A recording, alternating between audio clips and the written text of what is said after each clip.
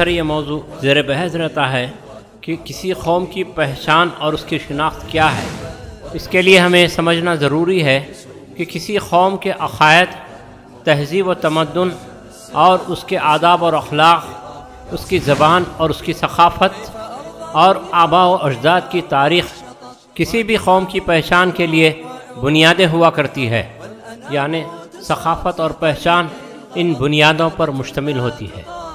اب ہم سمجھتے ہیں کہ ایک مسلمان کی پہچان اور شناخت کیا ہے اور اس کی خصوصیت کیا ہے۔ مسلمان کی بنیادی پہچان اور شناخت توحید اور اللہ کے نبی صلی اللہ علیہ وسلم کا امتی ہونا ہے۔ یہ دو باتیں ہماری بنیادی پہچان ہیں۔ اس کے علاوہ امتوں واحدہ ہونا ہماری پہچان کا اہم حصہ ہے۔ چنانچہ اسی عقیدے کے تحت فلسطینی ہو، سعودی ہو، بنگلہ دیشی ہو یا پاکستانی ہو، دنیا کے تمام مسلمانوں کے درمیان اخوت کا ایک رشتہ قائم ہے۔ اسی طرح عربی زبان سے نسبت ہماری پہچان کا حصہ ہے اور ہماری ماں اور بہنوں کا حجاب بھی ہماری پہچان اور شناخت کا اہم حصہ ہے۔ اسی طرح اگر تاریخی حقائق پر غور کریں تو رنجیت سنگھ ہمارا ہیرو نہیں ہے، بلکہ احمد شاہ ابدالی پنجابی مسلمانوں کے لیے اور تمام مسلمانوں کے لیے ہیرو ہے۔ اسی طرح جو مسلمان مہاراشٹر میں آباد ہیں ان کا اور ہم سب کا ہیرو اورنگزیب عالمگیر رحمۃ اللہ علیہ ہے، نہ کہ شیواجی، کیونکہ بر صغیر کے اندر ہندوؤں اور مسلمانوں کی ثقافت بالکل جدا رہی ہے۔ 1000 برس ہندو مسلمانوں کے ساتھ رہنے کے باوجود ان کی ثقافت اور ان کی تہذیب مسلمانوں سے بالکل الگ اور جدا ہے، جسے وہ سنسکرتی کہتے ہیں۔ اس کے اندر ان کے شرکیہ عقائد، ان کی رسومات، ان کے ریتی رواج مسلمانوں سے بالکل مختلف ہیں۔ ان کے قومی تہوار اور ان کے ہیروز ہم سے بالکل الگ ہیں۔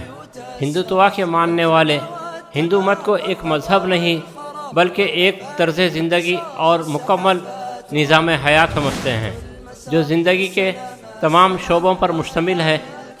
مسلمان اپنے دور حکومت میں ہندوؤں کی تہذیب اور تمدن اور ان کی شناخت کے خلاف کبھی حملے نہیں کیے، لیکن موجودہ دور میں یہ بات بالکل واضح ہے کہ ہندوتوا کے دو رخی حملے مسلمانوں کی شناخت، تہذیب اور تمدن کے خلاف جاری ہے۔ ایک وہ حملے ہے جو اندرونی طور پر مسلمانوں کے خلاف اندرونی محاذ قائم کیا گیا، اور دوسرا وہ ہے جو بیرونی سطح پر مسلمانوں کے خلاف حملے ہو رہے ہیں۔ یہ بات ذہن نشین رکھیں کہ کسی قوم کی شناخت، تہذیب اور تمدن کو اگر ختم کر دیا جائے تو بنا کسی قتل عام کے اس قوم کا وجود ختم ہو جاتا ہے۔ ان دنوں ہندوتوا مسلمانوں کی شناخت اور تہذیب کو ختم کرنے کے لیے ہر سطح پر سرگرم ہے، یعنی سرکاری سطح پر اور غیر سرکاری سطح پر۔ چنانچہ ان کے حالیہ اقدامات پر غور کریں۔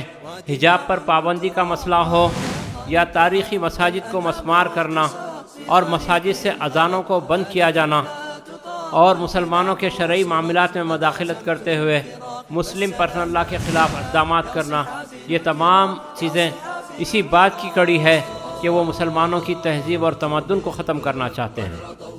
مسلمانوں کی وضع خطا اور ان کے لباس کو دیکھتے ہوئے ملک بھر میں مسلمانوں کے خلاف حملے جاری ہیں۔ الغرض یہ کہ ہندوؤں کا مسلمانوں سے مطالبہ یہ ہے کہ اگر ہندوستان میں مسلمان رہنا چاہتے ہیں تو اپنی تہذیب و تمدن، اپنی شناخت سے دستبردار ہونا ہوگا۔ ہندوتوا کے اسی مقصد کو پورا کرنے کے لیے ہمارے درمیان کچھ گمراہ قائدین اور جماعتیں مسلمانوں کو مسلسل گمراہ کرنے کی کوشش کر رہے ہیں۔ وہ کہتے ہیں کہ ہندوستان کے اندر بسنے والے ہندو تمہارے بھائی ہیں، ہندو اور مسلمان ایک ہی قوم ہے۔ یہ گمراہ قائدین مسلمانوں کو یہاں تک کہتے ہیں کہ فلسطینی اور عراقی تمہارے بھائی نہیں ہیں، بلکہ ہندو جو تمہارے ساتھ رہتا ہے وہ تمہارا بھائی ہے۔